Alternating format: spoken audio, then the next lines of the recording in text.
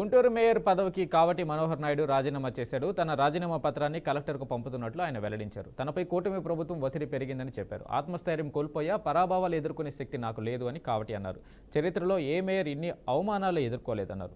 నా ప్రాణం ఉన్నంత వరకు నా ప్రయాణం జగన్మోహన్ రెడ్డి తోటే అని మనోహర్ నాయుడు తేల్చి చెప్పారు. వైసీపీ పార్టీలోనే కొనసాగుతానని తెలిపారు. కూటమి ప్రభుత్వానికి భయపడి రాజీనామా చేశామని రాజీనామా చేయాల్సిన అవసరం లేదు కదా.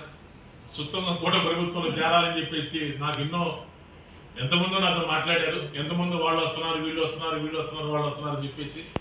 కానీ జగన్మోహన్ రెడ్డి గారిని వదిలి వెళ్ళేటువంటి పరిస్థితి లేదు, వదిలి వెళ్ళేటువంటి ప్రసక్తి అంతకన్నా లేదు. కాబట్టి ఎట్టి పరిస్థితి కంటే ఆల్రెడీ వాళ్ళ సంఖ్యాబలం లేకపోయినా కూడా వాళ్ళు మేయర్ అనౌన్స్ చేసేస్తున్నారు.